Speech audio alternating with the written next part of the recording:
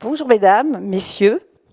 Dans un monde où l'incertitude est devenue la norme, une chose reste et est certaine, nous en sommes convaincus, c'est que la connaissance est notre meilleur atout. Bonjour, je suis Sabine Fléchel, directrice des entreprises et institutionnelles, et je suis ravie de vous accueillir à cette conférence autour des enjeux économiques. Vous êtes nombreux aujourd'hui, et je pense que ça illustre parfaitement le besoin d'anticipation et de comprendre afin de mieux agir. Et l'actualité 2025 a été très riche. Je prendrai deux exemples. Le premier, c'est en France. On voit bien que les débats autour de la réforme budgétaire et de la dette publique restent au cœur des discussions.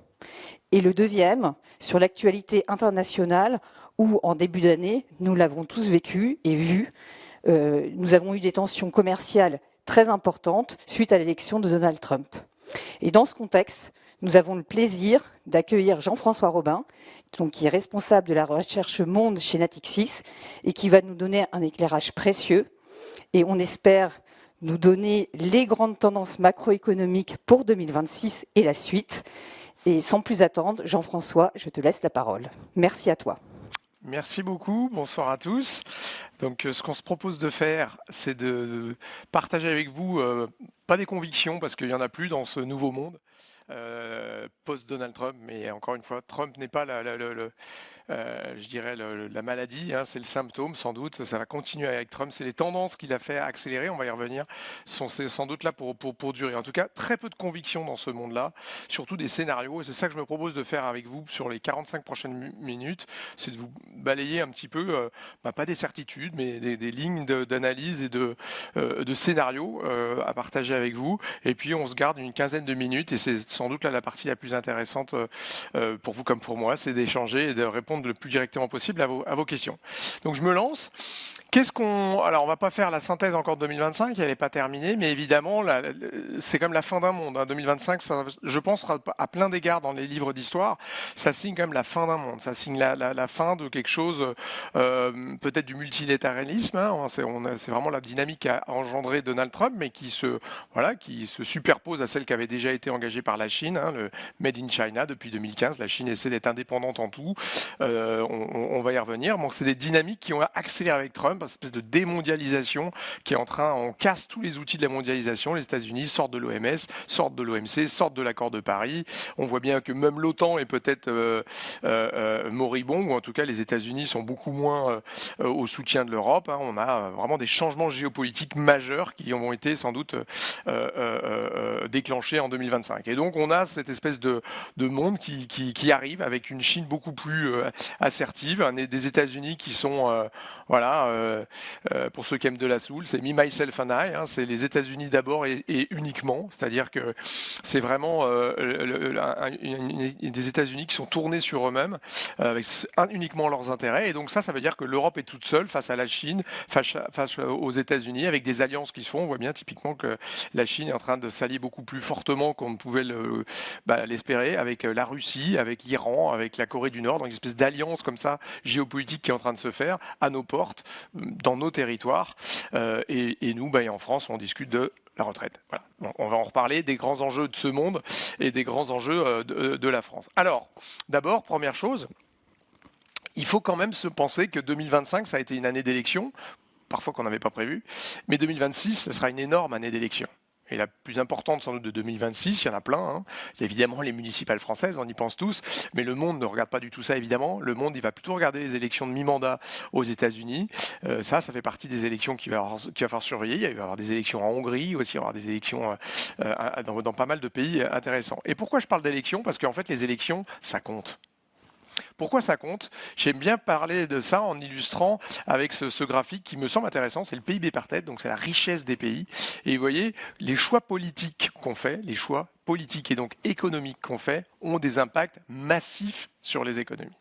Regardez ce qui s'est passé typiquement avec le Venezuela. Le Venezuela, c'est un pays très intéressant parce que c'est un pays qui a décidé dans les années 80 de mettre en place des réformes économiques, des choses qui sont reprises par un certain nombre de partis, hein, de nationaliser, d'imposer les plus riches, de tourner le dos aux investisseurs étrangers, etc., etc. C'est très intéressant, mais regardez ce qui s'est passé quand même. Vous avez l'évolution du PIB mondial en vert, très intéressant puisqu'on voit que depuis 1945, la richesse du monde par tête ne cesse d'augmenter. Donc la mondialisation a eu du bon, c'est que la richesse individuelle, il y a plein de gens qui sont sortis de la pauvreté. Hein. Il y a aujourd'hui plus que 10% de la population qui est sous le seuil de pauvreté, hein, $1,90 par jour. Hein, on avait plus de 40% de la population qui l'était mondiale il y a encore quelques décennies. Et donc le PIB mondial monte. Et puis il faut regarder ce qui s'est passé avec le Venezuela, qui était largement mieux positionné que le monde entier. Hein. C'était un pays qui était plus riche, les plus grandes réserves de pétrole du monde. C'est pour ça que Trump s'y intéresse d'ailleurs. Hein. Mais grosso modo, c'est un pays avec plein d'atouts. On venait se faire soigner, il y avait un très bon système éducatif, etc. Et qu'est-ce qui se passe ? Ce pays qui était au-dessus de la croissance mondiale, au-dessus de ces économies comparables de l'Amérique latine, qu'est-ce qui s'est passé ? Ça a un décrochage énorme, et vous avez le Venezuela avec des millions de gens qui sont en exode, avec une population qui a perdu 10 kilos sur la dernière décennie par personne, hein, pas parce qu'ils sont mis au régime et qu'ils consomment moins de coca, mais parce qu'ils n'ont plus rien à bouffer, quoi. Et donc il y a vraiment des chocs économiques qui peuvent être liés au choix politique. Donc c'est intéressant parce que Bill Clinton disait c'est that's economic stupid, mais attention, l'économie, bien souvent, elle est impactée par la politique, et c'est exactement ce qui est en train de se passer avec les États-Unis. On va y revenir. L'autre chose très notable de 2025, c'est qu'on tourne la page de l'inflation. Et donc, on est sur un choc. Vous voyez, il y a eu un énorme choc inflationniste énorme qu'on a tous en tête, post-Covid, post-guerre énergétique, post-invasion de l'Ukraine, etc. Mais vous voyez, c'est un blip. C'est un petit comme ça. Ce qui est très intéressant, c'est que l'inflation au niveau mondial, elle est revenue à son niveau d'avant. L'autre chose qui est assez intéressant aussi, c'est que il y a quand même eu des périodes d'hyperinflation, hein, souvent liées aux matières premières, mais il y a aussi des facteurs qui peut-être sont très intéressants parce que ça va être un des grands challenges de 2026. Ça va être l'indépendance des banques centrales. Est-ce qu'elle va survivre à Donald Trump ou pas aux États-Unis ? Ça va être un des grands trucs. Et qu'est-ce qui s'est passé dans les années 90 ? On a décidé que les banques centrales devaient être indépendantes du pouvoir politique pour pas être influencées dans leurs choix. Elles ont pour rôle de lutter contre l'inflation, pour préserver le pouvoir d'achat, pour que les investissements puissent se faire de façon plus serein, sans savoir exactement ce qui va se passer, sans craindre qu'il y ait des périodes d'hyperinflation. Et donc ça a été décidé dans les années 90, 1996, indépendance de la banque centrale italienne, française, etc. 1997, la Banque d'Angleterre. Et on voit quand même que les banques centrales ont été assez efficaces pour lutter contre l'inflation. Et d'ailleurs, on peut aussi penser qu'il y a un peu du rôle des banques centrales pour expliquer qu'on soit revenu à des épisodes d'inflation autour de 2%. Hein. On est à 3% aux États-Unis, on est à 2% en Europe, on est à 1% en France. Mais regardez, dans les années 50, on était à 21%, hein, typiquement aux États-Unis. Donc fin de cet épisode inflationniste. Et pour autant, il n'y a pas d'inflation, mais les taux d'intérêt montent. Et ça, c'est quand même quelque chose qui est intéressant. Les banques centrales, ils sont en train de baisser les taux. Hein. La Banque centrale européenne, ça y est, elle est à 2%. On va en reparler tout à l'heure, mais grosso modo, il y a des raisons de penser qu'elle a fini, mais quand même, elle a énormément baissé ses taux. La Banque centrale américaine a commencé à le faire, elle va continuer probablement à le faire. Et pourtant, on voit l'ensemble des taux d'intérêt qui montent. Alors, le plus particulier, c'est aussi ça, 2025, ce sera, je reviens du Japon, je vais vous dire que le Japon, ça y est, c'est quand même un truc assez dingue. C'est la fin de 30 ans de déflation. Ça y est, maintenant, ils ont même un problème d'inflation aux États-Unis, au Japon, et ils sont en train de remonter leurs taux. Et ça, c'est très intéressant, c'est qu'on a l'ensemble des taux d'intérêt qui montent, à part les Chinois qui, eux, sont en déflation. On en reparlera là aussi. Hein, c'est intéressant, c'est que la Chine est en déflation, la consommation ne redémarre pas, et c'est un problème pour nous parce que comme leur prix baisse, ils gagnent en compétitivité prix et ils exportent leur déflation, et notamment ils exportent sur des biens beaucoup moins chers que les nôtres. Mais quand même, ce qui est intéressant dans ce graphique un peu pas forcément très joli, mais ce qui est intéressant, c'est que tous les taux d'intérêt montent alors que les banques centrales font des choses complètement différentes. La Banque centrale du Japon, elle monte ses taux, les taux montent. Les taux européens, ils montent alors que la Banque centrale européenne, elle a baissé ses taux. Et les États-Unis, les taux montent alors que la Banque centrale baisse ses taux. Donc il y a une espèce de truc qui est en train de se passer sur les taux d'intérêt à long terme qui est indépendant un peu de la Banque centrale américaine. Et ça, c'est quoi ? Eh bien, c'est les dettes, c'est les déficits. On en parle beaucoup en France et on a raison d'en parler. On va là aussi en reparler juste après. Mais globalement, on a un vrai problème d'endettement au niveau mondial. Vous voyez, ça c'est la dette sur PIB mondiale. On a 260. Ça veut dire quoi? C'est que la dette sur PIB, elle est 2,6 fois plus élevée que le PIB mondial. Donc on crée de la dette, typiquement, la dette depuis 2017, la dette mondiale a été multipliée par 3. La plus forte hausse de la dette au niveau mondial, c'est la dette américaine. Sur les 10 dernières années, la dette américaine, elle prend 17 points. La dette européenne, elle, qu'est-ce qui se passe depuis 10 ans? Elle baisse de 5 points. Entre 2021 et 2024, les pays de la zone euro, en moyenne, ils ont vu leur dette sur PIB baisser de 6,5. Sauf, je crois que vous avez deviné, sauf chez Bibi, chez nous, où nous, la dette, elle n'arrête pas d'augmenter. On est la dette, elle baisse en Espagne, au Portugal, en Grèce, elle baisse massivement. On parle de dette sur PIB qui ont baissé de 25 points, vous voyez. Nous, on était à 100, maintenant on est à 115, et on va aller vers les 120. On a plus de 300, quasiment 3500 milliards de dettes. Je vous rappelle que sous Mitterrand, on avait 100 milliards de dettes et on s'en inquiétait. Là, voilà, on est sur un truc qui est quand même assez particulier en France. Mais gardons quand même en tête que c'est pas un problème uniquement français. C'est un problème français, mais pas seulement. Et donc, il y a vraiment un problème aux États-Unis. Il y a un problème dans plein de pays. Il y a plus de 50 pays dont les intérêts de la dette, c'est plus de 10%. 10% de ce qu'ils créent, il faut que ce soit pour payer leurs intérêts de la dette. Nous, la France, jusque-là, on était à 2%, mais on va vite fait passer à 4%. Ça veut dire quoi? En montant, la dette française, ça nous coûte 55 milliards d'intérêts qu'on verse à nos créanciers, parce que notre modèle social est financé à 54% par des investisseurs qui sont hors de France. Donc on dépend de l'étranger pour financer notre dette. 54% des acheteurs de dette française, ils ne sont pas français. Eh bien, ce sujet-là, il se retrouve évidemment dans un coup, puisqu'on leur donne plus de 55 milliards, et d'ici 3 ans maintenant, ce sera 100 milliards.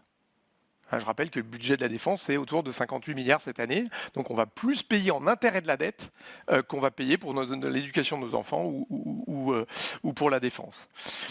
Ce qui est très intéressant aussi, c'est qu'on est quand même dans une guerre 2025, là aussi, ça restera dans les annales, parce que c'est la plus forte guerre commerciale du leader du monde libre, j'avais envie de dire, quand on parlait des États-Unis, au sens où c'était plutôt le parangon du libéralisme, de la mondialisation, c'était les États-Unis, c'est même le grand gagnant de la mondialisation, et de façon assez incompréhensible, ils mettent des droits de douane comme jamais ils en ont mis. La dernière fois qu'ils avaient fait ça, les États-Unis, c'était en 1933. Là, on a 18% de droits de douane moyens sur les États-Unis, et pourtant, les marchés financiers, les actions européennes, américaines, chinoises, d'Amérique latine, tout le monde est au plus haut quasiment. Donc il y a quand même un truc à repenser, c'est qu'on a une guerre commerciale et on va parler des impacts que ça peut avoir, mais en tout cas pour l'instant, l'économie mondiale résiste. Et ça, c'est quelque chose qui est assez intéressant. Vous voyez, c'est le contraste entre la volatilité des marchés, qui est très très basse, il n'y a pas d'inquiétude de la part des marchés. Par contre, quand on mesure le degré d'incertitude sur ce qui est en train de se passer dans le monde, si vous êtes paumé, c'est normal, tout le monde l'est. On est quasiment à des niveaux qu'on n'avait pas vus depuis le Covid en termes d'incertitude. Alors, ça revient depuis la fin des tarifs, mais vous voyez, on est sur des niveaux moyens qui n'ont rien à voir. On est plus haut qu'en 2008. Et pourtant, les marchés, eux, se disent, finalement, l'économie résiste, les banques centrales baissent les taux, tout va bien, Nvidia gagne de l'argent, ça se passe bien. On a quand même des trucs comme ça un peu schizophréniques aujourd'hui qui sont durs à comprendre. Il y a quelque chose qui plaît au marché, mais qui est une réalité. Vous voyez, en gris, c'est les périodes de récession. Et ce qui est assez intéressant, c'est que depuis les années 60, on avait des épisodes de récession un petit peu de façon beaucoup plus marquée. Et ce que je trouve très intéressant, c'est qu'en fait, le PIB mondial, c'est mon PIB par tête de tout à l'heure, il monte, ce qu'on a vu depuis tout à l'heure, depuis 1945. Mais ce qui est très intéressant, c'est qu'il y a de moins en moins de récession. Pourquoi? Parce que les entreprises sont plus cash riches, que les pays émergents ont, depuis la crise la crise russe à l'époque, de la crise des pays émergents, etc., la crise asiatique, les pays émergents sont beaucoup plus résilients en termes d'endettement en dollars, ils sont beaucoup mieux protégés, il y a des taux de change qui ont évolué, etc. Les banques centrales sont beaucoup plus actives, les budgets sont beaucoup plus facilement activables par les gouvernements pour lutter, regardez le Covid, regardez tout ça, et donc on a de moins en moins de récession. Et c'est un peu cette histoire-là de se dire, tiens, il n'y aura jamais de récession dans cette histoire, et on voit bien, n'empêche que malgré toute cette guerre commerciale que j'évoquais, nous, on est en train de réviser à la hausse la plupart des pays. Notre scénario central aujourd'hui, on révise à peu près tous les pays à la hausse. On révise les États-Unis à la hausse, la Chine à la hausse, le Japon à la hausse, l'Angleterre à la hausse, la France à la hausse. Des pays comme l'Inde, malgré 50% de droits de douane, ben on révise à la hausse parce que finalement, les économies résistent mieux que prévu. Et donc ça, c'est notre scénario central. Vous voyez, il n'y a aucun gagnant à une guerre commerciale, hein, aucun gagnant. Il n'y a aucun pays aujourd'hui qui gagne vraiment. Hein. Non, alors, il y en a qui s'en sortent mieux que d'autres. Mais en tout cas, ce qui est clair, c'est que c'est certainement pas les États-Unis le gagnant. Hein, les États-Unis, cette année, on vient de les réviser à la hausse. On est un peu plus positif que la Banque centrale américaine, qui est à 1,6%. Mais nous, on pense que l'économie américaine va faire 1,8% cette année. Mais c'est quand même pas un énorme succès, puisque l'année dernière, ils étaient à 2,8. L'année d'avant, à 2,7. Donc on a quand même un fort ralentissement. L'économie américaine, elle va perdre 1 point de croissance cette année par rapport à l'année dernière. Si vous comparez ça, par exemple, avec la Chine, ils étaient à 5% l'année dernière. Et ils sont à 5% cette année. Bon, alors la Chine, il y a un petit problème, c'est que Xi Jinping veut que ce soit 5% de croissance, donc on a 5% de croissance. Mais c'est vrai que sur les premiers trimestres, les deux premiers trimestres de cette année, en tout cas, la croissance chinoise semblait très forte. Pourquoi ? Parce qu'il y avait ce qu'on appelle du front-loading. On allait acheter des produits chinois avant que les droits de douane arrivent. On allait un peu stocker des choses qui ont profité à l'économie chinoise. Là, on voit qu'elle est en train de ralentir quand même. Et vous voyez, petit à petit, nous, on va mettre moins de croissance sur la Chine. Mais force est de constater que, en tout cas, la Chine a pas mal résisté en ce début d'année et qu'elle ne sera pas si loin que ça de ce qu'elle était. En tout cas, on voit que le choc, il sera probablement moins fort en Chine qu'aux États-Unis. C'est plutôt la Chine le gagnant de la guerre commerciale pour l'instant. Hein. C'est elle qui gagne des parts à l'exportation, c'est elle qui gagne quand les États-Unis se retirent, c'est elle qui arrive. Hein, regardez, vous avez des pays comme l'Éthiopie, comme le Kenya, on a pas mal de pays africains qui sont en train de renégocier leur dette qui était en dollars, qui la font passer en renminbi. On a un pays comme la Colombie, comme l'Équateur, le Panama, des pays comme ça qui sont en train de prendre des dettes en francs suisses, qui contractent des dettes en yuan plutôt que de le faire en dollars, alors que c'est l'arrière-cour normalement traditionnelle des États-Unis. Donc il y a quand même des pays qui gagnent au retrait des États-Unis, et ça c'est souvent la Chine, quoi, hein, clairement. Et donc ça se passe pas trop mal pour la Chine. Le Japon, vous voyez, c'est plutôt un pays qui s'en sort pas mal. Hein. On va avoir plus d'1% de croissance. Hein. Au Japon, c'est un peu incroyable. L'Inde, 50% de droits de douane, certes, mais en fait, c'est sur une part des exportations qui est finalement assez faible qui va aux États-Unis, et donc ils vont encore faire 6,5% de croissance. Et puis regardez l'Europe. L'Europe, on était à 0,8 l'année dernière de croissance. Là, cette année, on va être à 1,3. On pensait que ce serait 1,5. Donc c'est un peu moins que ce qu'on pensait avant la guerre commerciale, mais en fait on enlève 0,2, 0,3 hein, de la guerre, dû à la guerre commerciale. Rien à voir avec le 1 point des États-Unis. Donc vous voyez, il n'y a pas de gagnant. C'est plutôt des pays qui baissent un petit peu par rapport à ce qu'on pensait avant la guerre tarifaire de Donald Trump, mais quand même, c'est une économie mondiale qui résiste pas si mal que ça par rapport à ce qu'on pouvait craindre au début. Alors, petit mot sur les États-Unis quand même, parce que c'est l'économie majeure mondiale, hein, c'est 26% du PIB mondial, c'est la plus grosse économie. Hein. La deuxième, c'est la Chine, la troisième, c'est l'Europe, hein, qui se tire un peu la bourre. Mais grosso modo, les États-Unis, c'est 11 trillions, hein, 11 000 milliards de dollars de plus que la deuxième économie. Donc, c'est beaucoup plus gros que le reste. Donc, ce qui se passe aux États-Unis, voilà, quand Trump se mouche, tout le monde est éclaboussé, quoi. C'est moche, hein, je sais. Et donc, qu'est-ce qui se passe aux États-Unis ? Ce qui se passe aux États-Unis, c'est quand même que, je le disais, il y a un ralentissement. Mais ce qui est hyper intéressant, je trouve, dans ces deux graphiques, pardon, là aussi un peu confus, mais ça c'est la confiance des consommateurs américains qui s'écroule en moyenne. Mais ce qui est hyper intéressant, c'est que la confiance du républicain, elle est hyper haute, celle du démocrate, elle est hyper basse. Et ça, c'est quand même le signe quand même d'une économie qui est en train de se cliver totalement. Regardez, même sur l'inflation, hein, vous avez les perspectives d'inflation vues par le consommateur américain. Si vous êtes républicain, vous croyez Trump qui vous dit que les prix sont en train de baisser, et vous pensez que l'inflation dans 5 ans, sera à 1,5%. Si vous êtes démocrate, vous pensez qu'elle sera plutôt proche de 5%. Et en moyenne, le consommateur américain, il est hyper inquiet de l'inflation. Et il a raison, puisque quand Trump arrive au pouvoir, c'est 2% d'inflation. Et aujourd'hui, c'est plus de 3%. Les prix sont en train d'augmenter aux États-Unis. On le verra. Pourquoi ? Parce que quand vous mettez un droit de douane, les prix, ils augmentent. Alors, on voit quand même qu'il n'y a pas beaucoup de succès. La confiance des consommateurs est en train de baisser, mais surtout, ce qui est le plus frappant, c'est la dégradation du marché de l'emploi américain. Ah, ça, elle est très très nette. Vous avez une dégradation très forte. Alors, on a eu le shutdown, donc ils avaient eux aussi, ils se mettaient pas d'accord sur le budget, donc on n'avait pas trop les chiffres. Mais ce qui est quand même intéressant, c'est de voir la dégradation très très forte sur les 3 derniers mois. Si on prend des enquêtes comme aujourd'hui, on a eu des chiffres un peu moins pires qu'attendus, mais quand même, on a une très forte décélération du marché du travail. Sur les 3 derniers mois, si vous prenez l'emploi privé, par exemple, on était à 3000 créations d'emplois en moyenne par mois sur les 3 derniers mois aux États-Unis. Il y a un an, c'était 200 000, quoi. Donc il y a un vrai ralentissement. Les Américains, ils ont exactement le même niveau de crainte du chômage que les Français. C'est au plus haut depuis 10 ans. Ils ont peur de perdre leur emploi. Ils démissionnent beaucoup moins. Les salaires sont en train de baisser très fortement, etc. Et là, ce matin, cet après-midi, le taux de chômage est sorti même à 4,4%. Donc on est au plus haut maintenant depuis plus de 4 ans aux États-Unis. On était à 3,4% de taux de chômage aux États-Unis. Donc on ne peut pas dire que ce soit pas vraiment un succès. Et surtout, vous voyez, on entend beaucoup des annonces de 1000 milliards ici, 1000 milliards là, comme si c'était maintenant l'équivalent de 10 $, quoi. On voit des 1000 milliards d'annonces de partout. La réalité, c'est que l'investissement concrètement aux États-Unis, il n'est pas en train d'accélérer. Et les créations industrielles aux États-Unis, elles sont négatives depuis le début de l'année. Et ce qui est très intéressant là aussi, c'est la divergence. Je le disais tout à l'heure, on est en train d'arriver sur des choses. La confiance, elle est très très très différente en fonction de si vous possédez des actions ou pas. Vous voyez, ça c'est ceux qui ont des actions, ça c'est ceux qui n'en ont pas. Et évidemment, ça dépend ce que vous avez comme action. Que vous regardez les profits des entreprises, là, des 7 magnifiques, là, des anciennes GAFA, on parle des 7 magnifiques désormais, là, les Amazon, les Meta, etc. Vous voyez leurs profits qui sont assez incroyables. Encore Nvidia hier soir. Et par contre, le profit des autres entreprises, les 493 autres entreprises du S&P 500, il n'y a pas de quoi écrire à maman, quoi. C'est bien, mais franchement, c'est très très comparable avec ce qui se passe en Europe.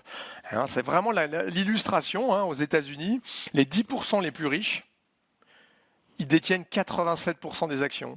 Ils détiennent 44% du marché immobilier et ils sont responsables de 50% de la consommation. Donc il y a vraiment un monde comme ça qui est en train quand même aux États-Unis d'arriver. Alors, impact sur le reste du monde. L'impact sur le reste du monde, finalement, c'est ce qu'on a vu tout à l'heure. Les chiffres sont assez peu impactés, paradoxalement. On a des économies qui résistent très bien. Alors, je l'ai dit sur la Chine, mais alors la Chine, pourquoi elle résiste bien? En fait, ça, c'était au début de l'année. Vous aviez la part des exportations chinoises qu'elle a aux États-Unis, c'était 15%. En 2016, quand Trump commence à faire sa première guerre commerciale, guerre tarifaire contre la Chine, c'était 21% des exportations chinoises qu'elle a aux États-Unis. Au début de l'année, c'est 15%, et aujourd'hui, c'est moins de 10%. Les Chinois sont en train de se découpler des États-Unis. Désormais, le gros de leurs exportations, depuis le début de l'année, les exportations aux US, c'est moins 16%. Les exportations vers l'Asie du Sud-Est, c'est plus 30%. Les exportations vers l'Afrique, c'est plus 20%. Les exportations vers l'Europe, c'est plus 10%. Donc, ils sont en train de se découpler, de se divorcer. Les économies sino-américaines sont en train de divorcer de façon, je pense, assez durable. Les Chinois n'achètent zéro gaz aux Américains, zéro pétrole aux Américains, zéro soja aux Américains. Ils achètent ça au Brésil et en Argentine. Donc ça fait partie de la négociation dernièrement parce que Trump veut absolument qu'ils les achètent. C'est ses électeurs, les producteurs de soja américains. C'était leur principal 25% de leurs exportations allaient vers la Chine, les producteurs de soja. Les Chinois, ils ont dit nous, on n'en achète plus du tout. Et donc il y a un petit peu comme ça un jeu de pouvoir. L'Europe, aujourd'hui, je le disais tout à l'heure, c'est 1,3% de croissance prévue pour cette année et l'année prochaine. En fait, elle est très très proche de son potentiel, très peu impactée en fait par tout ça, paradoxalement. Et en fait, pourquoi? Parce que même le pays le plus exportateur de toute l'Europe, c'est que 10% de ses exportations qui vaut aux États-Unis. La France, c'est l'avantage d'un pays qui se désindustrialise. Vous êtes moins dépendant de vos exportations aux États-Unis, mais grosso modo, c'est moins de 7% désormais qui vont aux États-Unis. Donc, on est en train d'avoir un pays un continent européen qui finalement résiste pas si mal que ça à cette guerre commerciale. Alors on parle beaucoup d'IA aujourd'hui, on parle de près de 400 milliards qui sont prévus d'investissement aux États-Unis l'année prochaine. On ne devrait même pas être loin de cette année des annonces comme ça. Et donc on se dit, ça c'est un énorme succès de Trump quand même, c'est les investissements. Il y a même des banques américaines qui vous disent qu'il y a la moitié de la croissance américaine qui serait due à la construction de data centers. La moitié de ces 1,8 là, ce serait peut-être ça. Alors nous, avec notre économiste aux États-Unis, avec Christopher Hodge, notamment mon économiste là-bas US, on a calculé que c'était plutôt 0,4 sur les 1,8, il y aurait plutôt 0,4 points, 0,5, mais c'est déjà beaucoup de ce point de vue-là. Mais il ne faut pas oublier deux choses. c'est que, la plupart des investissements aujourd'hui, quand vous achetez une puce Nvidia, les Blackwell et compagnie, en fait, vous importez des puces de Taïwan. C'est ça qui se passe en ce moment. Donc Trump, il est en train d'investir, il a pris 10% dans Intel, il essaie de dire il faut absolument que les Taïwanais, TSMC et compagnie viennent produire aux États-Unis, et pour l'instant, c'est pas le cas, c'est dans 3, 4, 5 ans. Et puis, il y a cette histoire du boss de Nvidia qui vous dit on a l'impression que c'est un énorme succès pour les États-Unis. Encore une fois, ils sont en train de remporter la guerre de tout ça. Juste pour donner un petit chiffre, les data centers aux États-Unis, il y en a 5400. En France, il y en a 322, il y en a à peu près 500 en Chine et il y en a à peu près 2000 en Europe. Voilà, pour ça donne un peu cet ordre d'idée. Mais il y a donc 5400, ça veut dire qu'il y en a plus de 2 fois le nombre qu'il y a en Europe. Mais regardez juste un peu aussi ça. La France, 322 data centers, jusque-là, on n'était pas si à la bourre que ça en Europe. Les Chinois, c'est 500, l'Europe, c'est presque 2000. Donc on est dans un moment finalement où on peut se dire, bon, il y a les États-Unis, le reste du monde. Mais même si on regarde ça, qu'est-ce qu'il dit le PDG de Nvidia? Pour moi, ça a été très intéressant. Il dit, la Chine va gagner la guerre de l'IA. Alors là, on a la mâchoire qui tombe parce que dit bah non, franchement, quand on regarde les data centers, les investissements, qui ce qui fait en ce moment, qui veut des puces Blackwell, les Blackwell, c'est fait par Nvidia et les Chinois font tout ce qu'ils peuvent pour essayer de les attraper, sans doute pour les copier, sans passer plus tard. Mais en tout cas, il y a vraiment une avance technologique du monde américain. Et pourquoi il dit que ça va pas être le cas, le PDG de Nvidia? Il dit parce qu'en fait, vous voyez, le problème, c'est que quand vous voulez faire un data center, il faut de l'électricité. Et on va aller produire et faire les data centers là où l'électricité, elle est la plus abondante, 1 et 2, la moins chère. Et qu'est-ce qui est en train de se passer? L'électrification des États-Unis, elle est en train de progresser avec Biden, elle s'arrête. Il nous fait un peu, ça rappelle des partis politiques un peu extrêmes chez nous, qui disent on veut pas d'éoliennes, bon c'est super, c'est ce qu'a dit Trump, etc. Trump il dit que les éoliennes ça fait accoucher les vaches et que ça fait tourner le lait, etc. On peut toujours croire assez sornette, mais la réalité quand même c'est que le problème des data centers aux États-Unis aujourd'hui, c'est qu'il manque d'électricité et donc les prix d'électricité aux États-Unis c'est plus 15%. Et là où il y a des États américains où il y a beaucoup de data centers, c'est plutôt à 2 chiffres, plutôt 20% les hausses d'électricité. Alors qu'à l'inverse, la Chine est en train de s'électrifier massivement, et notamment avec du renouvelable, et donc elle aura sans doute une électricité un peu moins chère. Et d'ailleurs, regardez en Europe, où est-ce qu'ils vont les data centers dernièrement? Ils vont en Espagne. Pourquoi ils vont en Espagne? Il y a du coup de la main-d'œuvre qui est pas chère, mais l'Espagne, c'est moins bien placé en Europe que la France. Ils n'ont pas d'énergie nucléaire, mais ils ont quand même du renouvelable et du moins en moins cher, même s'il y a eu des blackouts.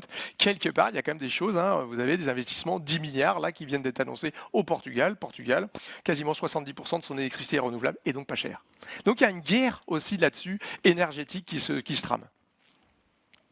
La particularité des États-Unis, c'est pour ça que nous on est un petit peu quand même prudent en disant que ça va être compliqué pour Donald Trump dans le futur, c'est qu'il ne faut pas oublier pourquoi c'est un échec annoncé finalement une guerre commerciale, c'est que vous êtes en train de mettre des tarifs, et donc il ne faut pas oublier qu'un droit de douane, un tarif, il est payé par l'importateur, pas du tout par l'exportateur. Et ça c'est très important parce que ça veut dire qu'à la fin c'est le ménage américain qui va le payer. 80% d'un droit de douane, il va être finalement payé par le consommateur américain. Et le problème du consommateur américain, c'est que c'est 71% du PIB américain. Et donc, si il a des prix qui montent, sa consommation va baisser et donc la croissance américaine va baisser. Et aujourd'hui, pour pouvoir maintenir son pouvoir d'achat, il faudrait qu'il fasse du crédit, ou qu'il puise dans son épargne. Or, la grosse différence entre les États-Unis, l'Europe ou la France, c'est que nous, en Europe comme en France, on a une montée de l'épargne, alors que quand vous regardez aux États-Unis, en fait, comme tout le monde, ils ont eu plein d'épargne pendant le Covid, on ne pouvait pas aller au resto, pas voyager, pas sortir, pas voir la belle-mère et compagnie, mais quand ça s'est terminé, on s'est tous mis à consommer, ça c'est très bien, mais en revanche, ce qui est très très intéressant dans ce graphique, je trouve, c'est que vous voyez que les États-Unis, eux, ils ont cramé la caisse, ils n'ont pas eu du tout peur, alors que nous, alors que le taux de chômage était baissé, il y a maintenant 1 an et demi, 2 ans, on était au taux de chômage le plus bas depuis 1982 en France, on était à un tout petit peu plus de 7% de taux de chômage, on n'a pas vu ça depuis des décennies. Eh bien, normalement, c'est ça qui aurait dû faire que le taux d'épargne baisse en France. Non, il continue à monter. Pareil en Europe, il y a de l'inquiétude, alors pas autant qu'en France, on est les maîtres du monde pour être inquiets, mais quand même, on a cette espèce de dichotomie qui devrait être moins favorable aux États-Unis. Le consommateur américain, il faut soit que ça crée des emplois pour qu'il y ait plus de revenus distribués, on l'a vu, le taux de chômage monte, soit qu'ils empruntent, mais ils ont encore des taux d'emprunt très élevés. Un taux, faut se féliciter du taux que vous avez à la Caisse d'épargne d'Île-de-France, mais aux États-Unis, c'est 6%. Si vous voulez un mortgage à 30 ans, c'est 6,30. Donc je vous invite à aller comparer ça avec la caisse ce qu'on a ici. C'est un petit peu différent. Donc évidemment, le consommateur américain, il ne consomme pas. il va beaucoup moins prendre des mortgages et compagnie, et donc ça va être quand même un petit sujet pour l'économie américaine. Et puis on parle beaucoup de la dette en France, mais il ne faut pas oublier que le déficit américain, il explose, c'est le plus haut déficit en temps de paix depuis le Covid aux États-Unis, donc on passe sur des budgets de 6-7%, avec du coup une dette pareille, comme nous, je disais, nous elle va avoir du mal en France à se stabiliser sous les 120%, aux États-Unis on va vers 155%, 156% si on en croit le FMI de dette sur PIB. La dette américaine, elle augmente de 1000 milliards tous les 45 jours en ce moment. Donc il y a un vrai sujet, c'est que les États-Unis, il faut qu'ils attirent de plus en plus l'épargne du monde. Et avec le dollar qui a fait sa pire démarrage depuis 1973, il y a de plus en plus de gens qui se posent la question de savoir s'il faut investir dans des actifs en dollars, si le dollar continue à baisser. Et donc ça va devenir un petit sujet aussi. Et donc c'est pour ça qu'on a des taux d'intérêt à long terme aux États-Unis qui continuent à être élevés. Ça c'est important pour nous, parce que si les taux américains sont élevés, les taux européens sont toujours assez corrélés aux taux américains. Donc petit sujet. Et donc comme on a un peu peur du dollar, qu'est-ce qui se passe? On achète des alternatives au dollar, on achète de l'or, les banques centrales achètent massivement de l'or, typiquement la Chine, ils avaient 1300 milliards de réserves en dollars d'obligations américaines, etc. Aujourd'hui c'est divisé par deux, on est à 700 milliards. Et qu'est-ce qu'ils font les Chinois? Depuis 7 trimestres consécutifs, ils achètent de l'or. Et le truc qui est le plus dingue en plus, c'est que les gens, quand ils achètent de l'or, ils optent plutôt pour aller acheter de l'or en dehors des États-Unis. Donc il y a vraiment un problème de crédibilité aujourd'hui américaine. Et ça, c'est quand même un truc qui doit faire un petit peu baisser le dollar.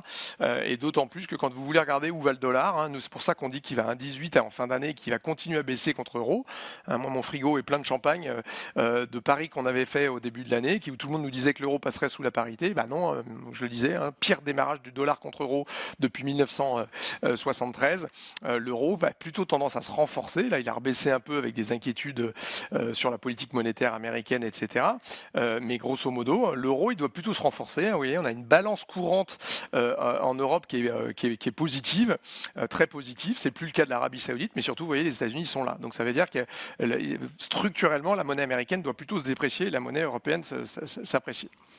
Bon, je passe assez vite, mais moi je trouve un truc qui est le plus assez dingue, c'est quand vous demandez qui est-ce qui dans la prochaine décennie aura une incidence positive dans le monde ou pas, quel est en termes de pays, vous voyez, c'est quand même l'écroulement des États-Unis. Il n'y a que 46% des gens qui pensent que les États-Unis aura une influence positive dans le monde. Donc c'est intéressant, c'est que la Chine est vue comme plus un grand stabilisateur que les États-Unis. Donc on a quand même un petit sujet aujourd'hui de confiance. Alors la zone euro, où est-ce qu'on en est nous? Zone euro, là-dedans, qu'est-ce qui se passe? Les États-Unis, je le disais, il y a des raisons de penser que ça va pas forcément aller si bien, même si encore une fois, ils font un 8% de croissance, l'Europe 1,3, donc il ne faut pas non plus qu'on fasse trop les malins. Il faut quand même toujours mieux que nous. Mais il y a un truc qui est en train de se passer quand même, c'est que le moteur de l'économie européenne, il était à l'arrêt depuis 4 ans, c'est le moteur allemand. L'homme malade de l'Europe, c'est pas la France, c'est l'Allemagne. Et l'Allemagne, ce moteur, c'est le plus gros de la zone euro, de très très loin, c'est 5,4% du PIB mondial. L'Allemagne, c'est la plus grosse économie, beaucoup plus grosse que la nôtre. Et ce moteur était en panne, et ce moteur, il est en train de redémarrer. Pourquoi? Parce que eux, ils ont de quoi dépenser de l'argent public. Et donc eux, ils avaient moins de 60% de dette sur PIB, ils avaient un excédent budgétaire. Donc là, ils viennent de voter un budget. Là aussi, des exemples à suivre. C'est une coalition de gens qui ne peuvent pas se piffrer, mais qui se sont mis d'accord sur un budget, sur un certain nombre de choses à faire. Donc 500 milliards sur les infrastructures, 100 milliards sur le green, 500 milliards sur la défense. Et pour le budget de l'année prochaine, ça y est, c'est parti. On va avoir un budget qui va largement augmenter. On a plus de 127 milliards d'investissements qui vont arriver en 2026. Un budget de la défense qui va être en 2026, pas 2016, à 108 milliards. Donc les Allemands, ça y est, ils sont en train de passer la seconde. Alors même s'ils passent de moins en moins de vitesse, c'est des voitures électriques. Mais c'était peut-être un de leurs problèmes.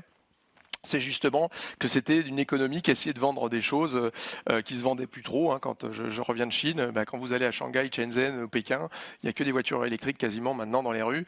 Et donc évidemment, si vous essayez de vendre des Volkswagen thermiques aux Chinois, vous vendez des fourchettes dans un monde de soupe, ça sert à rien. L'Europe, il ne faut pas oublier un certain nombre de choses. L'Europe, c'est la victime expiatoire d'une guerre commerciale. On a tous dit que ce serait affreux, mais encore une fois, l'Europe, pour l'instant, qu'est-ce qui se passe? D'abord, c'est pas la vieille Europe. L'Europe, c'est 450 millions de consommateurs. Ça a grossi de 1,6 million l'année dernière. C'est 40% du PIB mondial, l'Europe. C'est le premier partenaire commercial de 70 pays, 65 pour la Chine. Donc largement plus que les États-Unis, encore une fois. 40% du PIB mondial. Les États-Unis, ça doit être la plus grosse économie du monde parce que c'est les plus riches. ce n'est que 13% des importations du monde. Donc c'est moins impactant. Finalement, la plus grosse économie mondiale, en termes de commerce mondial, parce qu'elle est très ouverte, c'est l'Europe. Ça peut être une faiblesse aussi, mais n'empêche que tout le monde en ce moment est plutôt en train d'essayer de trouver une alternative aux États-Unis, de se tourner vers l'Europe. Regardez le Mercosur qui vient vers nous, l'Inde qui nous drague, la Grande-Bretagne qui se rapproche, etc., etc. On est accord de free trade, enfin de libre-échange avec le Japon, avec l'Australie, avec la Nouvelle-Zélande. Il y a pas mal de pays comme ça, d'Indonésie, l'Inde, je le disais, qui sont en train de négocier avec nous parce qu'il faut trouver des alternatives au dollar. Et quand vous avez 450 millions de consommateurs par rapport à 320 millions d'Américains, vous avez quand même un petit peu des choses à faire. Cela étant, on a toujours un énorme problème en Europe, c'est on est moins riche que les États-Unis. Et ce qui est très intéressant, c'est qu'on était aussi riche que les États-Unis il y a encore 30 ans. On était à peu près dans des PIB qui se comparaient.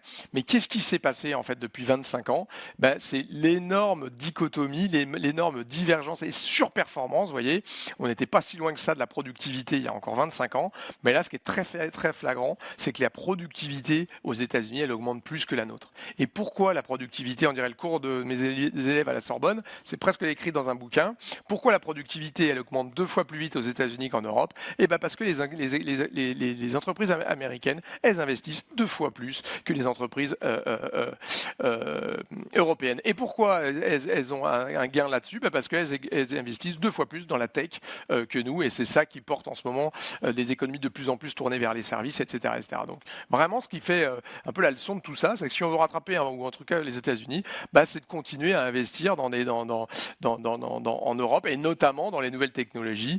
Ça, c'est quelque chose qui va être très très important pour la productivité, la profitabilité. On le voit, c'est la nouvelle guerre économique de demain. On est, je le disais tout à l'heure avec mes data centers, on n'y est pas complètement, quoi. Si, peut-être ça, quand même pas inintéressant. Ce que je trouve intéressant dans toutes les élections qu'on va avoir, etc., c'est quand même de garder ça en tête, c'est que jamais l'euro a été aussi populaire, partout. En Pologne, en Hongrie, et même en France, quand vous interrogez les gens, est-ce que l'euro, vous êtes plutôt pour ou plutôt contre? Il y a de moins en moins de gens qui sont contre et de plus en plus de gens qui sont pour. Aujourd'hui, face aux États-Unis et à la Chine, se dire qu'on serait mieux tout seul ou on serait mieux sans l'euro, ce serait évidemment une folie. Et donc, on a la plupart des pays européens, même quasiment l'intégralité, qui disent que finalement, l'euro est une bonne chose. Et on voit bien que les partis extrêmes, que ce soit même en France, plus personne ne joue trop le Frexit. Et ça, c'est quelque chose quand même qui est assez rassurant.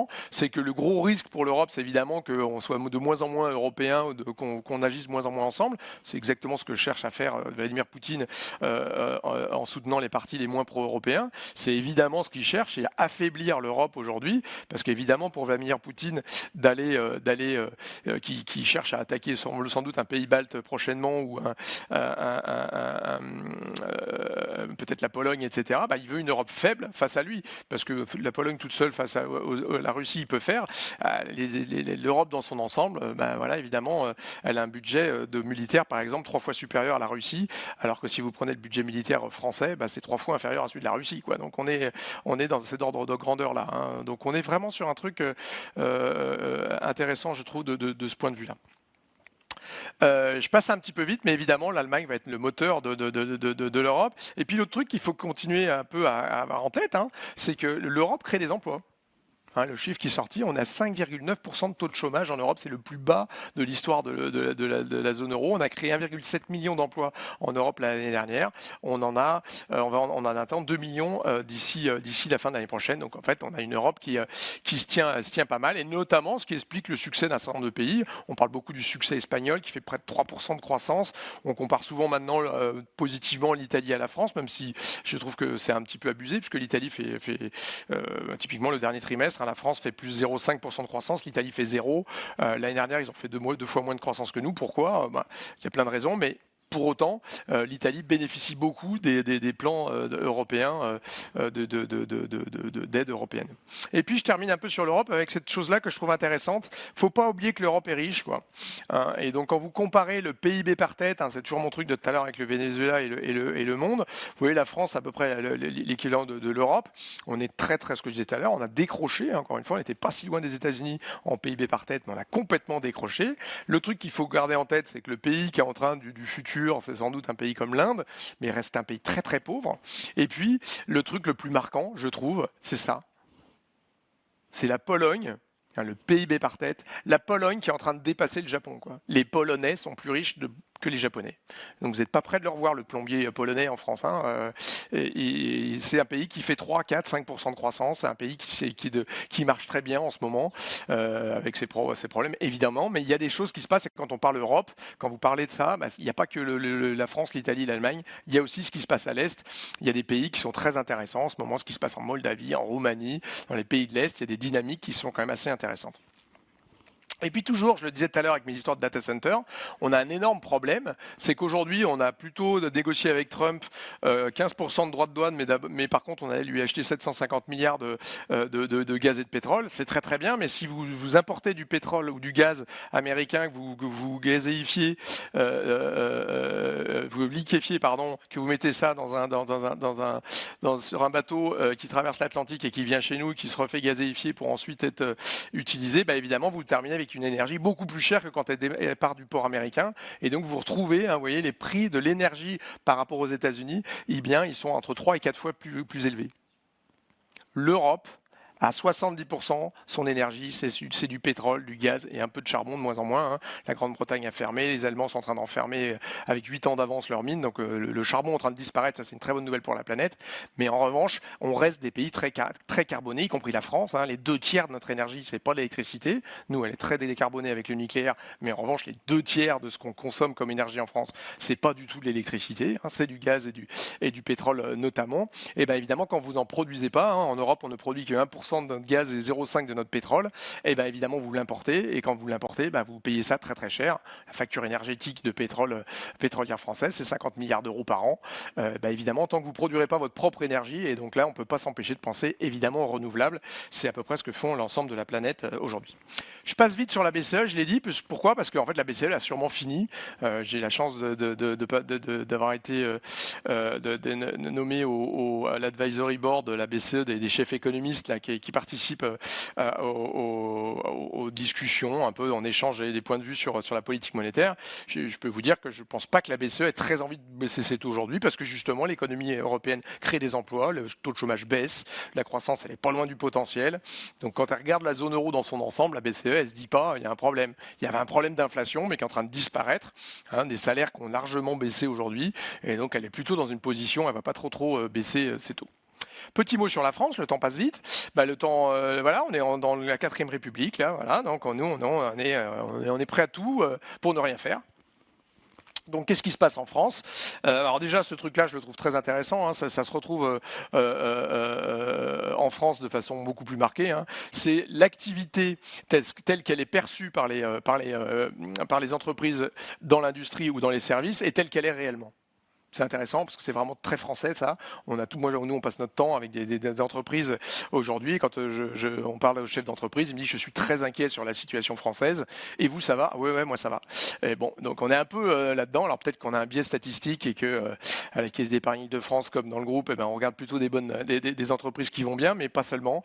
Et quand on regarde l'ensemble des entreprises, finalement ça va un peu moins mal que prévu. Vous savez que le groupe BPCE, on était le principal distributeur de PGE. Et en fait, quand on regarde la sinistralité de ces prêts-là, ça se tient pas si mal que ça, en tout cas, pas pire que ce qu'on pensait. Je continue un peu là-dessus, mais en tout cas, on est quand même sur des économies qui créent de l'emploi en France. C'est le cas en Île-de-France, mais grosso modo, vous voyez, il y a peu de régions à part qui détruisent de l'emploi. Alors un petit peu plus au 3e trimestre, mais on est quand même sur un taux de chômage. On a 7,7, je le disais, on était un peu au-dessus de 7, donc ça monte évidemment le taux de chômage, mais on est très très loin des plus de 10 points qu'on avait avant 2015. On est sur des niveaux de chômage qui résistent malgré tout. C'est ça qui est intéressant la France, c'est qu'en fait on révise à la hausse la France. On était à 0,5, 0,6, 0,7, puis là on est passé à 0,9. Pourquoi ? Parce qu'on a eu un 3e trimestre qui est assez bon, je l'ai dit tout à l'heure, 0,5 avec de l'investissement dans les entreprises, 0,9 avec des exportations qui explosent, notamment dans l'industrie aéronautique. Ça c'est grâce à Airbus. Airbus produisait jusque-là des planeurs. C'est comme ça qu'ils en parlent chez Airbus, parce qu'ils avaient des avions, mais ils n'avaient pas les moteurs. Donc ils ne pouvaient pas les vendre. Et donc aujourd'hui, ça y est, ils ont reçu tous leurs moteurs. Ils avaient un autre problème qui était moins grave, mais tout aussi, j'ai failli être pas poli, tout aussi embêtant, c'est qu'ils n'avaient pas de toilettes. Et donc, ils ne pouvaient pas livrer leurs avions. Ça y est, ils ont réussi à avoir tout ça, ils ont mis là, et là, on a des formidables exportations. Et mon analyste, là, Valentin, me dit sur les avions au 4e trimestre, ça devrait être assez bon aussi. Donc ça, c'est des trucs qui marchent bien. Et puis finalement, la consommation, on a beau dire, la consommation au 3e trimestre, c'est plus 0,1, au 2e trimestre, c'est plus 0,1. Donc ça ne baisse pas. Hein. Elle n'est pas fantastique, mais ce n'est pas non plus une forte baisse. Mais j'ai quand même des gens qui sont inquiets. Oui, la confiance dans l'industrie, notamment dans le milieu voilà, quand vous êtes chef d'entreprise, quand vous écoutez le niveau des débats, quand on vous dit vous avez un record du monde de dépenses publiques et qu'on vient de voter encore 50 milliards de plus d'impôts, vous ne pouvez pas penser que tout va bien, quoi. Donc évidemment, vous avez un peu d'inquiétude dans le climat des affaires. Est-ce qu'il faut investir en France plutôt qu'en Italie ou Portugal? Il y a parfois des réponses qui ne sont pas si simples. On n'a pas de problème de pouvoir d'achat en France depuis 2 ans. Hein. Si vous regardez typiquement le SMIC ici, qui est depuis 1990 jusqu'à la fin de l'année dernière, quand vous regardez le niveau des prix ici, hein, quand vous êtes au niveau du SMIC, vous ne perdez pas d'argent. Pourquoi? Parce que le SMIC, il est indexé sur l'inflation et qu'en plus, il y a des coups de pouce. Donc, en tout cas, il n'y a pas de perte de pouvoir d'achat au niveau du SMIC. Et puis, quand vous regardez l'évolution, évidemment, les prix ont augmenté beaucoup plus vite que les salaires en 2022-2023. On a tous perdu beaucoup de pouvoir d'achat réel. En revanche, depuis 2 ans, les prix sont largement en dessous des salaires. Et donc, on regagne du pouvoir d'achat. On en a regagné 1,6 l'année dernière. Et là, aujourd'hui, quand vous avez une inflation qui était à 0,8 en début d'année, typiquement, si vous êtes un retraité, vous avez une revalorisation de 5,3. Donc là, on voit bien la priorité française, hein, c'est d'augmenter les retraites. Mais évidemment, si vous êtes retraité aujourd'hui, sauf les plus petites retraites, mais qui ont été boostées, vous avez quand même des gros gains de pouvoir d'achat. On continue à créer des entreprises. Hein. Dans le groupe, typiquement, on accompagne des créations d'entreprises. Et quand on regarde depuis le début de l'année, on est sur une dynamique de création d'entreprises. Beaucoup de petites entreprises, mais pas seulement. Il y a quand même beaucoup d'entreprises qui font défaut, qui ont des problèmes, on les connaît tous. Mais vous avez aussi quand même beaucoup d'entreprises qui sont créées. Donc en fait, quand vous regardez l'un et l'autre, oui, il y a beaucoup d'entreprises qu'on connaît qui sont en train de mettre la clé sous la porte. Mais en même temps, on n'a jamais eu autant de création d'entreprises. Encore l'année dernière, hein, 1,1 million d'entreprises créées. Je vous dis, depuis le début de l'année, sur les 9 premiers mois de l'année, la dynamique reste assez étonnante dans ce contexte-là. Et vous voyez les taux de défaut des entreprises. On a des taux de défaillance en indicateur au sein du groupe BPCE qui marche très bien, hein, qui suit les défaillances. On va être peut-être à 68 cette année, donc plus qu'en 2008, on avait 65. Mais en revanche, on a un nombre d'entreprises qui est quasiment 50% plus élevé qu'en 2010.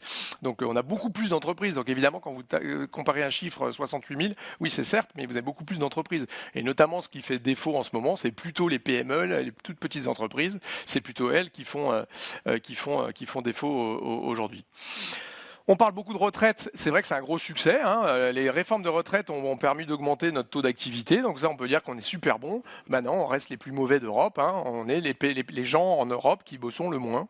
Donc nous, notre débat, c'est de savoir s'il faut passer à 64 ou le mettre à 62. Je rappelle que la plupart des pays en Europe, ils sont à 67. L'Italie est à 67. Qu'il y a pas mal de pays qui sont en train de se demander s'ils passent pas à 70. Hein. Je parle de la Grèce, je parle du Danemark, je parle de l'Allemagne. Hein. On est le pays qui travaillons le moins. Pourquoi on travaille le moins? Parce qu'on part plus tôt à la retraite que nos amis. On est le pays qui passons le plus de temps à la retraite, alors qu'on est le pays qui a la plus grande espérance de vie. Alors, un président de la commission des finances me disait « Ah oui, monsieur Robin, très bien, mais c'est justement, on vit longtemps parce qu'on travaille moins. » Bon, alors évidemment, si on parle de ça, on est mal barré, on ne va pas gagner la guerre de la tech. Hein. Mais on est quand même sur un truc où on a des taux d'emploi, quand vous êtes à 60 ans, on a des taux d'emploi qui sont 10 points en dessous de ceux de l'Allemagne ou des Pays-Bas, etc. Et c'est pas parce qu'on est plus productif, hein, on est 34e sur 37, évidemment, comme on produit moins que les autres, on ne peut pas dire qu'on soit tellement plus productif. Et pourquoi on n'est pas productif? Parce qu'on a un vrai problème d'éducation désormais. On est en queue de classement sur les éducations pour la langue maternelle ou les maths. Hein, on a décroché. Donc c'est pas une histoire de dépenses publiques, puisqu'on est ceux qui dépensons le plus dans l'éducation de toute l'Europe. Et pourtant, ça marche pas. Donc on a quand même un vrai problème sur notre modèle aujourd'hui à revoir, avec des priorités qui sont assez évidentes. Hein. Vous voyez, le taux, les salaires réels, l'évolution des salaires en France, elle ressemble étrangement à celle de la Grande-Bretagne. On n'a pas le même modèle, mais pourtant c'est le même résultat. Qu'est-ce qui se passe? Le salaire réel des plus de 65 ans, donc les revenus réels des plus de 65 ans, ils explosent. Donc on donne de l'argent en fait aux plus de 65 ans. C'est maintenant le taux d'épargne le plus élevé. C'est ceux qui ont plus de 65 ans. Les 2/3 de l'augmentation de l'épargne en France, c'est les retraités qui l'ont capté. Alors que ceux qui bossent, les plus jeunes, entre guillemets, eux, leur pouvoir d'achat est en train d'aller beaucoup moins vite. Donc on a une priorité quand même qui est donnée, qui est assez intéressante, avec évidemment des dépenses sociales.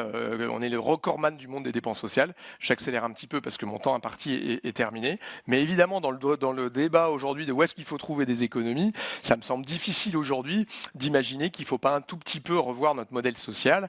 Quand vous prenez la hausse de dépenses publiques dans le PIB, on est à plus de 57%. Mitterrand disait au-delà de 50% on a un État socialiste, donc on ne peut pas dire qu'on a un État libéral. La France est 5,4% des dépenses sociales du monde pour 0,8% de la planète. Donc on ne peut pas dire qu'on est un État qui ne dépense pas dans le social. On peut peut-être repenser un tout petit peu ça.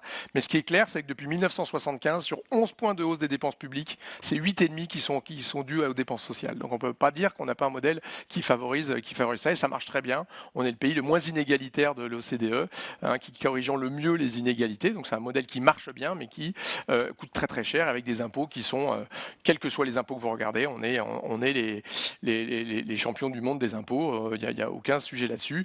Et malheureusement, on a l'impression que le débat aujourd'hui, il est plutôt de savoir quels impôts il faut encore augmenter, alors qu'on est déjà les champions du monde. Et donc, quand vous avez des impôts élevés, c'est pas là que vous créez de l'emploi. Quand vous devez choisir où vont en ce moment les data centers, c'est le Portugal, c'est l'Espagne. Où vont les voitures électriques? Jusqu'à récemment, c'était plutôt au Maroc, c'était plutôt en Espagne, c'était plutôt en Europe de l'Est. Donc vous gardez plutôt des emplois mal payés, forcément, ça fait des inégalités. Du coup, il faut des politiques redistributives et donc des taxes, etc. Donc on a une espèce de choses qui marchent pas très bien. Regardez l'éducation, on dépense 5,4 points de PIB pour l'éducation, donc plus que toute la moyenne européenne. Mais voilà, on dépense moins que la moyenne européenne par collège. Donc on a vraiment des coûts de fonctionnement qui sont assez délirants et on n'est pas bon dans les classements. Donc bref, il faut investir dans la formation, mais surtout il faut dépenser mieux. Et je vais m'arrêter là pour garder un peu de temps pour les questions. Mais gardons en tête quand même qu'on a un vrai problème d'addiction à la dette. Macron a fait fort, il a fait 15 points de dette en 8 ans, bravo. Alors il a eu la crise du Covid, la crise énergétique, il a eu les dépenses de défense multipliées par 2. Il y a des trucs qui n'existaient pas quand il a fallu gérer. Mais vous voyez que c'est pas vraiment un truc, c'est très transpartisan. Vous voyez, Sarkozy avait fait 25 points en 5 ans, lui aussi il a eu la crise de 2008, mais vous voyez que tout le monde fait de la dette. On a des dépenses publiques qui augmentent plus vite que notre PIB. Et donc notre dette sur PIB va pas pouvoir aller tellement plus bas qu'elle n'est aujourd'hui. Et pour nous, on fait un peu des calculs stochastiques, la dette sur PIB elle sera autour de 120. Donc je m'arrête là en disant c'est quoi la conclusion de tout ça? C'est quoi de la conclusion pour la France? C'est que malgré tout ce bruit, ces élections anticipées partout, ces gouvernements qui tombent, la France finalement elle fait quand même quasiment la croissance potentielle, à faire 0,9, elle fait mieux que le gouvernement. La croissance potentielle française d'équilibre elle serait un tout petit peu au-dessus de 1. Donc nous on calcule, c'est autour de 0,3 le coût de l'incertitude politique sur l'activité française. Mais malgré tout, en fait, s'il n'y avait pas ce choc politique, on aurait une croissance française sans doute au-delà de 1, donc on n'irait pas si mal que ça, quoi. Et donc surtout, je pense, penser un petit peu le futur comme ça. Ça veut dire quoi? Ça veut dire que les taux d'intérêt ils vont plus baisser de la part de la Banque Centrale Européenne. Ça veut dire que nos spreads, nos taux d'intérêt français, eux, ils vont plus trop bouger en fonction de la Banque Centrale Européenne, mais plutôt en fonction de notre qualité de crédit. Et ça va être très important pour voir où va être notre spread entre la France et l'Allemagne, typiquement. La chance qu'on a, c'est que l'Allemagne va beaucoup dépenser l'année prochaine, mais la malchance qu'on a, c'est que nous aussi, plus de 310 milliards d'émissions l'année prochaine encore. Et donc ça veut dire que sans doute que d'un écart de taux avec l'Allemagne, il ne va pas trop se rétrécir. On le voit autour de 70-80, donc un peu sur les niveaux d'aujourd'hui. On va continuer à avoir une dette quand même assez chère. Et puis je vais peut-être m'en tenir là, parce que je vois que mon temps imparti est passé. Avec un dernier petit mot pour dire voilà, le grand gagnant, c'est plutôt aujourd'hui la Chine, les États-Unis qui se maintiennent bien et évidemment l'Europe qui résiste un petit peu mieux que prévu. Donc les grandes choses à surveiller en 2026, c'est quoi? C'est l'indépendance de la Banque centrale américaine, je l'ai dit, ça. On a le remplacement de Jérôme Powell en mai 2026. Dès le mois de décembre, Donald Trump va nommer son remplaçant et a priori ce serait un très proche, ce serait son conseiller économique, Kevin Hassett, qui risque de nommer. Et donc ça veut dire que la Banque centrale américaine va être de moins en moins indépendante et il va y avoir une question sur le dollar, peut-être une baisse du dollar et toujours un renforcement des autres devises contre dollar. Donc ça, c'est vraiment un des grands rendez-vous. Et évidemment, quand on pense France, il faut penser élection. Mais moi, j'ai la conviction que plus on va se rapprocher des élections municipales et moins ça va concerner et intéresser qui que ce soit de faire des élections anticipées et qu'on va peut-être avoir cette espèce de budget voilà, un peu reconduit, soit par une loi spéciale, soit par les ordonnances. Je pense que la probabilité d'élections anticipées a un petit peu baissé et donc probablement les grandes inquiétudes qu'on avait de à quelle sauce on allait être mangé seront repoussées jusqu'en 2027. Et puis je termine avec trois petits chiffres sur les tendances qu'il ne faut pas oublier. La première tendance, c'est devenu nouvelle méga tendance, c'est la défense. Tout le monde dit un peu qu'il faut être prêt d'ici 2028. En 2028, ce sera de nouveau un changement politique aux États-Unis, vraisemblablement. En 2028, on ne sera pas complètement prêt. Et probablement que la situation ukrainienne sera un peu arrêtée. Donc, Poutine passerait à l'étape suivante. Et on voit qu'il est partout, dans nos aéroports, dans nos eaux territoriales, dans nos ciels européens, qui testent à peu près notre résilience dans tout. Il fait voler des drones à 350 km dans les terres polonaises. Il met 45 drones. On est capable d'en attaquer 4. Je rappelle que l'Ukraine on reçoit 500 par jour sur la tronche et donc on est quand même dans un monde où on n'est pas tout à fait prêt à ça, donc ça c'est la première tendance. La deuxième tendance, c'est évidemment le réchauffement climatique qui s'accélère et donc la transition vers de l'électricité et ça continue, notamment en Chine. La Chine, chaque semaine, elle installe l'équivalent de 5 centrales nucléaires juste en éolien et en solaire. La Chine est en train de s'électrifier à vitesse énorme, accélérée. Pourquoi? Parce que ça la rend indépendante et moins chère. Donc le renouvelable continue à être une tendance de fond, même si on entend des choses un peu différentes parfois en France et surtout aux États-Unis. Mais aujourd'hui, en 2025, vous avez sur $1 dépensé dans les énergies carbonées, vous en avez 2 dans les énergies renouvelables. Et puis depuis le début de l'année, sur toutes les voitures vendues, il y en a 1 sur 4 qui est électrique, et 1 sur 5 l'année dernière. Vous avez vu, vous avez en Europe plus 35% la vente de voitures électriques. On a beau dire que ça ralentit, non, ça ralentit pas. Et je rappelle que 65% des voitures qui sont vendues électriques en Europe, elles sont européennes, elles sont pas encore chinoises. Donc on n'est pas encore perdu, mais c'est une dynamique qui est quand même très forte. Troisième chose, évidemment, le vieillissement démographique, ça s'accélère. On est à 1,61 de taux de fertilité en France, mais c'est une tendance très très générale. On fait plus d'enfants en France malgré ce ralentissement qu'en Tunisie, qu'en Iran, qu'en Turquie. Donc on a bien le monde qui est en train de transiter vers une vieillissement démographique. Et puis la dernière chose, la digitalisation, évidemment, quand vous avez 1 milliard d'utilisateurs de ChatGPT. Évidemment, l'IA va être dans toutes nos vies, elle l'est déjà. Et il va falloir penser ce monde avec effectivement les impacts sur l'emploi. Et là, ce qu'on voit de plus en plus, c'est quand même plutôt paradoxalement ce qu'on appelle le paradoxe de Moravec, c'est-à-dire que l'IA va plutôt impacter les emplois qui sont le plus en contact avec l'informatique, donc plutôt les cols blancs.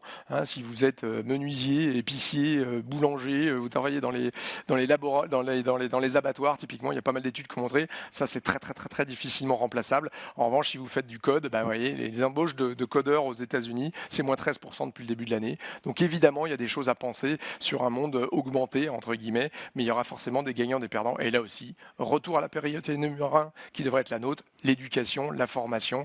Mais aujourd'hui, nous, le gros de nos dépenses, c'est pas là que ça va, c'est dans nos dépenses pour nos petits retraités qu'on aime beaucoup, évidemment, qu'on accompagne, qu'on salue. Mais évidemment, nos priorités devraient peut-être pas être complètement celles-là. Je me remets à vous pour les questions. Merci beaucoup. Merci beaucoup Jean-François. Donc quelques questions, même si tu as dépassé un peu le temps imparti, c'est très intéressant, donc ça valait le coup. Alors je te pose une question, enfin il y en a plusieurs, je choisis. En rebond à ce que tu disais dans la conclusion et sur le point 3, donc sur le vieillissement de la population, pourriez-vous nous indiquer si l'accélération de la baisse de la natalité pourrait être de nature à changer les dynamiques géopolitiques et économiques ?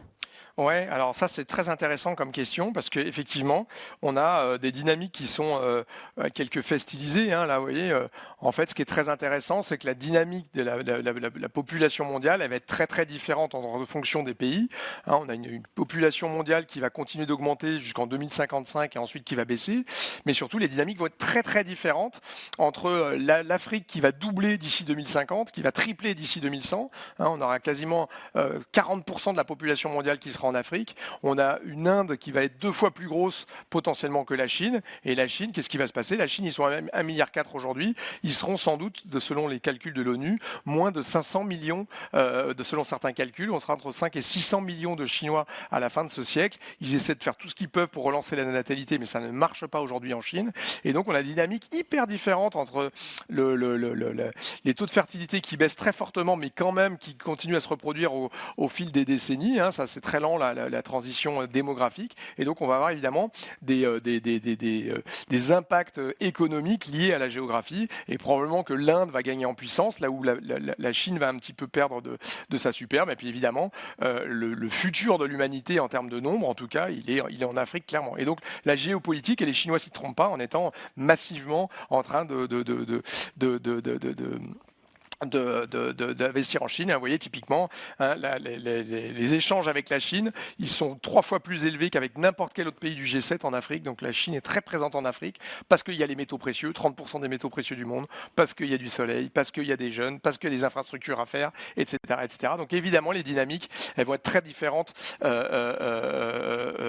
demain par rapport à aujourd'hui. Je rappelle qu'il y a 25 pays du monde qui vont avoir leur population divisée par 2. Hein, la Corée, ils ont un taux de fertilité de 0,8, ça veut dire que voilà, la population de la Corée du Sud va être diminuée des 2/3 d'ici la fin de ce siècle. Donc évidemment, voilà, on va avoir des dynamiques très très très différentes.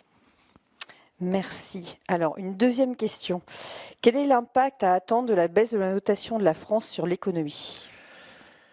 Alors, sur l'économie, pas beaucoup en fait, parce que ce qu'on a vu là, dans la dégradation de la France, donc on a perdu 2 notes sur 3. Ce qu'on a vu, c'est qu'il n'y a pas forcément énormément d'impact. Pourquoi? Parce que les investisseurs, je le disais, j'étais au Japon, ils ont arrêté d'acheter de la France alors qu'ils achetaient 7% de notre dette, donc il y a quand même un vrai impact.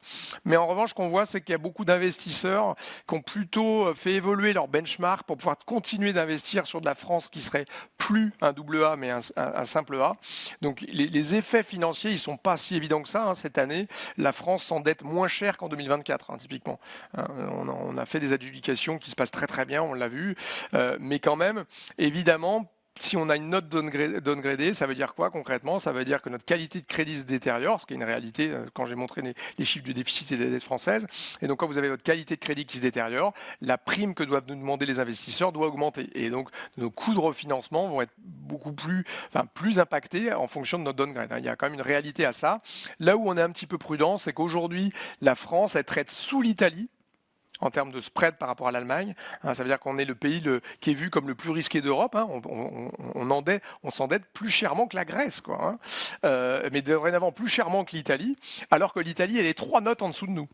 Donc ça veut dire quand même qu'il y a une certaine protection pour répondre à la question. Aujourd'hui, quand on est à 80 points de base du Bund ou 76 comme aujourd'hui, en fait on est quand même déjà en train d'intégrer un downgrade de la France. Donc je ne pense pas que ce soit un énorme choc. Il est déjà très fortement, très largement intégré dans les prix.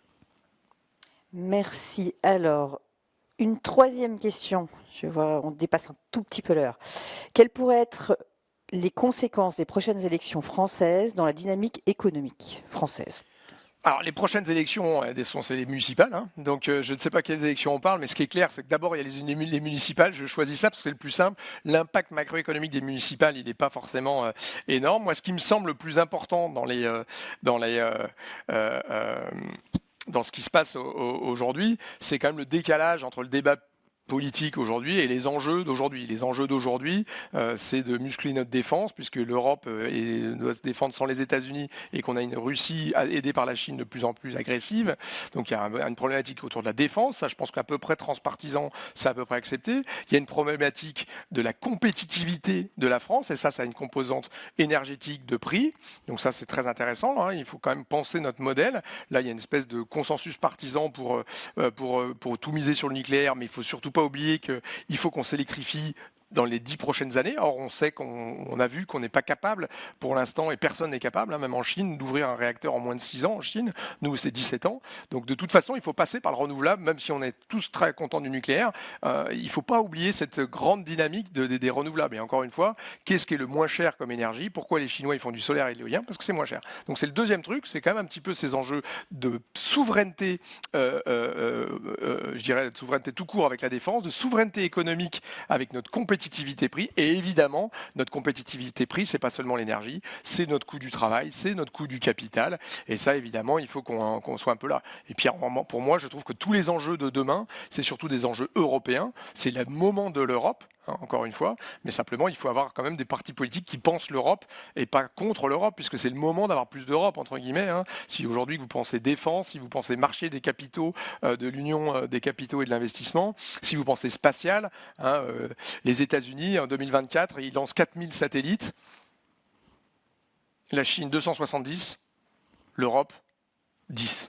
Bon, on n'y est pas, quoi. On n'y est pas dans les drones, on n'y est pas, faut qu'on s'y mette, quoi. Mais c'est pas la France tout seul, avec ses 50 milliards et ses 6% de déficit, 5% de déficit, qui va y arriver. Donc évidemment, il faut faire autre chose que ce qu'on est en train encore de démontrer avec le scalp, qu'on n'est pas capable de se mettre d'accord sur des programmes européens. Il faut penser en européen, et évidemment, ça va être l'enjeu des élections.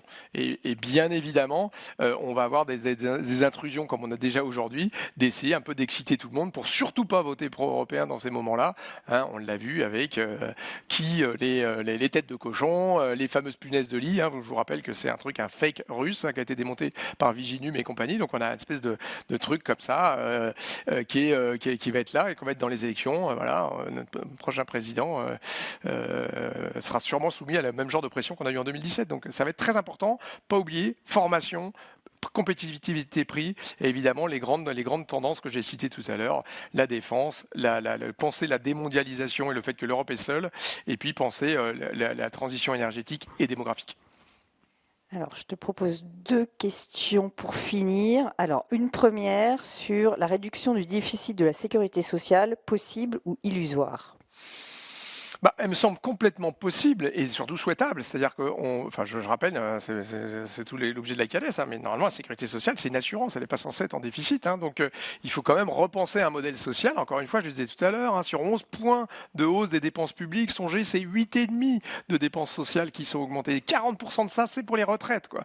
Alors qu'on est le pays on gagne collectivement en France chaque année 3 mois d'espérance de vie, quoi. Donc, il faut penser quand même un monde où notre modèle social, il doit quand même faire un petit peu de place à d'autres investissements. Aujourd'hui, c'est quand même le gros. Hein, vous avez 56% de nos dépenses publiques qui vont à la dépense sociale. C'est 30% de notre PIB, quoi. C'est un record du monde et on ne peut pas dire qu'on soit les plus successful. On est le pays qui consommons le plus de cannabis, qui buvons le plus de whisky, qui se droguons le plus, qui sont le plus déprimés, qui ont le plus d'arrêt de travail. Il y a un souci, quoi. Donc, je ne dis pas voilà, hein, je rappelle qu'il y a 77 000 décès par les cigarettes par an. C'est 155 milliards d'euros par an de morts anticipées. Donc, si vous voulez faire un truc, par exemple, on peut s'occuper du coût pour la sécurité sociale et pour la société en général, des choses très addictives. Et c'est un ancien fumeur qui vous parle.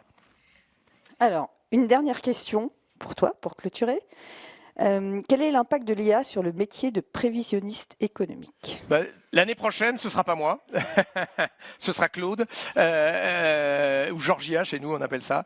Nous l'impact il est très net, hein, mais alors c'est exactement ce qui est en train de se passer, c'est un peu flippant s'il y a des jeunes qui nous écoutent, c'est que en fait aujourd'hui, je trouve que c'est plutôt le boulot des stagiaires qui est piqué par l'IA aujourd'hui, c'est qu'en fait moi comment je le fais au quotidien, on a développé au sein de la recherche un truc qui s'appelle Georgia, où on a notre propre modèle d'IA, où on reprend des modèles évidemment type ChatGPT, mais par contre on le ferme, on ne veut pas que ce soit ouvert, qu'il n'y ait pas d'hallucination, on veut être maître des données qui sont dedans, hein, ce qu'on dit en économie, garbage in, garbage out, en fonction de ce que vous mettez dans votre modèle, si c'est bien, si c'est pas bien ce que vous mettez dedans, c'est pas bien ce qui en sort.